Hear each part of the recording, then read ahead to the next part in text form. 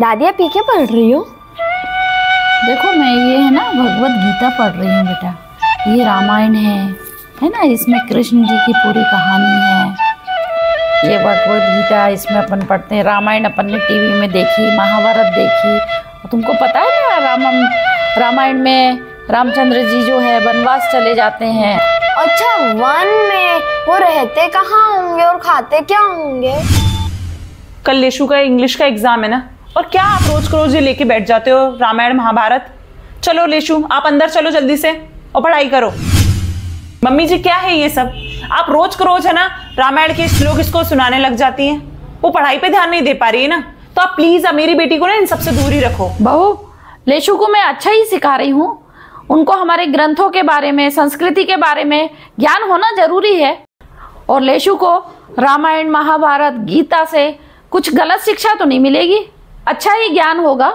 कोई जरूरत नहीं है लेशु को ये सब सिखाने की, बहुत कुछ है उसकी जिंदगी में उसको सीखने के लिए। और एग्जाम में ना उसके गीता रामायण के पाठ नहीं आएंगे। और जिंदगी में अगर उसको कुछ बनना है, कुछ हासिल करना है ना, तो पढ़ाई तो उसको करनी ही पड़ेगी। तो इसलिए ना आप अपना ज्ञान अपने पास ही रखिए।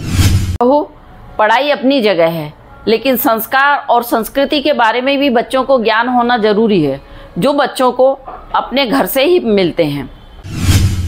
बच्चों को अगर हम ही नहीं बताएंगे तो वो अपनी संस्कृति और संस्कार से कैसे जुड़ पाएंगे। हद कर रहे हो मम्मी जी, आप अपनी बात मनवाने के लिए आर्ग्यूमेंट किए ही जा रहे हो। ये कौन सी बात होती है? किसी बात को समझ तो लिया करो ना।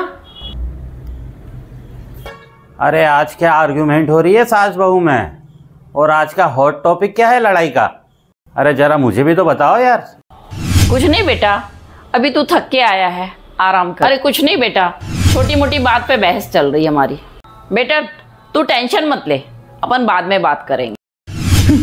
क्या हुआ मम्मी जी, आप बता क्यों नहीं रही हो? अब बताओ ना अपने बेटे को। आखिर उनके सामने तो आप अपनी गलती मानोगी ना कि आप कितना गलत कर रही हो।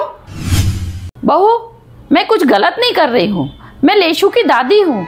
मैं तो चाहूंगी कि वो अच्छी बने, और अच्छी बनने के लिए गुणवान और संस्कारिक होना बहुत जरूरी है।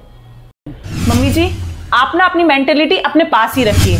आपकी सोच ना बिल्कुल आउटडेटेड हो गई है, इसलिए आप कुछ भी सोचती रहती हो। अरे तुम दोनों ही आपस में बात करे जा रही हो, कोई मुझे भी तो बताएगा क्या चल रहा है तुम दोनों में। और मैं अभी ऑफिस से आया हूँ थक हार के, ना पानी की पूछ रहे हो ना कुछ, अपने में लगे हुए हो। मैं तो सोच रहा था आया हूँ, बैठेंगे कुछ बातें करेंगे काम की, पर यहाँ तो कुछ और ही सीन चल रहा है। मम्मी जी ना लेशु के साथ में रामायण गीता महाभारत ये सब लेकर बैठी हुई हैं, वो सब सिखा रही हैं उसको। हाँ तो क्या आपको पता नहीं कल लेशु का इंग्लिश का एग्जाम है, और बिना वजह मम्मी जी ये सब लेके बैठी है। उसका टाइम वेस्ट नहीं होगा, उसको भी पढ़ाई पर कॉन्सेंट्रेट करना चाहिए। लेशु अभी बच्ची है, पूरी जिंदगी पड़ी है उसके सामने ये सब पढ़ने के लिए, ये सब सीखने के लिए। अभी उसको पढ़ाई पर कॉन्सेंट्रेट करना चाहिए। क्या मम्मी जी को इतना भी नहीं पता है? ये सब रोज लेके बैठ जाती हैं। बस इसी के लिए आर्ग्यूमेंट चल रहा था।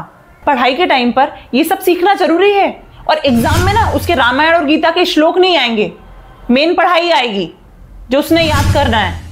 अरे लेशु दिन भर मोबाइल में कुछ तो भी देखती रहती है, इससे तो अच्छा है ना मम्मी कुछ उसको सिखा रही हैं।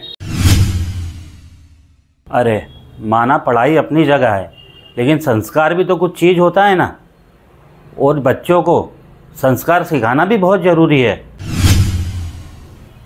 और हमें तो और खुश होना चाहिए कि हमारी बेटी लेशु को संस्कार अपने घर में ही मिल रहे हैं। पढ़ाई लिखाई के साथ संस्कार भी बहुत ज़रूरी हैं। और तुम खुद ही देखो, अपने देश में ही कितने सफल व्यक्ति हैं, लेकिन वह कभी अपने संस्कार नहीं भूलते हैं। तुम सही कह रहे हो। आई एम सॉरी मम्मी जी, मैं गलत थी और आप सही।